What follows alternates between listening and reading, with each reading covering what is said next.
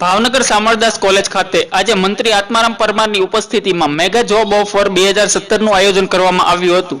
50 થી વધુ ઇન્ડસ્ટ્રીના પ્રતિનિધિઓની ઉપસ્થિતિમાં યોજાયેલા આ મેગા જોબ ઓફરમાં મેયર, સાંસદ, કલેક્ટર, કમિશનર, ડીડીઓ તેમજ 25,000 થી વધુ જોબ ઈચ્છુક યુવક યુવતીઓ હાજર રહ્યા હતા, જેમાં અનેક લોકોને તેની લાયકાત મુજબ નોકરીના ઓર્ડર પણ ઉપસ્થિત મહાનુભાવોના હસ્તે આપવામાં આવ્યા હતા।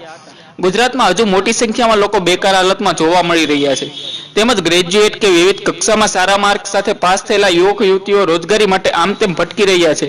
ત્યારે રાજ્ય સરકાર દ્વારા બેરોજગારોને રોજગારી આપવા માટે રાજ્યભરમાં મેગા જોબ ફેર 2017નું આયોજન કરવામાં આવ્યું છે, જેમાં આજે ભાવનગરની શામળદાસ કોલેજ ખાતે મંત્રી આત્મારામ પરમારની ઉપસ્થિતિમાં મેગા જોબ ફેર 2017નું દીપ પ્રાગટ્ય કરી પ્રારંભ કરવામાં આવ્યો હતો, જેમાં સાંસદ Bharatiben Shiyal, mayor Nimuben Bambhaniya, collector, commissioner તેમજ ડીડીઓ અને 50 થી વધુ ઇન્ડસ્ટ્રીના પ્રતિનિધિઓ હાજર રહ્યા હતા।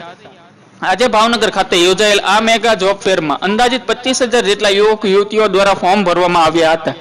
આ જોબ ફેરમાં 50 કંપનીઓ દ્વારા અંદાજિત 5,000 લોકોને જોબ આપવામાં આવશે, જેમાં લાયકાત મુજબ અને કંપનીની પોલિસી મુજબ યુવક યુવતીઓને જોબ માટે પસંદ કરવામાં આવશે। આ જોબ ફેરમાં અનેક કંપનીઓ દ્વારા યુવક યુવતીઓને જોબ માટે સિલેક્ટ કરી ત્યાં જ મંત્રીના હસ્તે ઓર્ડર આપી દેવામાં આવ્યા હતા। રોજગારી પ્રાપ્ત કરો એવી મારી હાર્દિક શુભેચ્છાઓ। આપ સૌને મારા નમસ્કાર। વંદે માતરમ। ભારત માતા કી જય। આજે તમે કેમ્પસમાં જોશો તો લગભગ 20-25,000 જેટલા યુવાનો અને યુવતીઓનો મિત્રો મેળો છે, સાચા અર્થમાં તેને કહી શકાય મેળો। એટલે આ ભાવનગર અને બોટાદ જિલ્લાનો ટાર્ગેટ છે કે 5,000 યુવાનોને આપણે અહીંયાથી રોજી અને રોજગારી આપી શકીએ।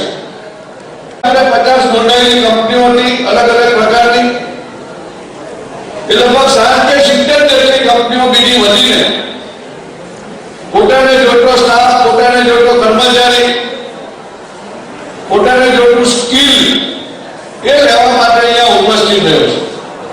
એટલે વિશ્વાસ છે ઓવરઓલ આ વખતના જોબ ફેરનું ગુજરાત સરકારનું ટાર્ગેટ મિત્રો 50,000 યુવાનોને રોજગારી મળે। હજુ ભાવનગર બોટાદ બાકી છે, હજુ રાજકોટ બાકી છે, હજુ બીજા 4-5 આવા જોબ ફેર બાકી છે। એટલે આ ટાર્ગેટ 50,000 ને બદલે આપણે 1 લાખ સુધી પહોંચાડી શકીશું।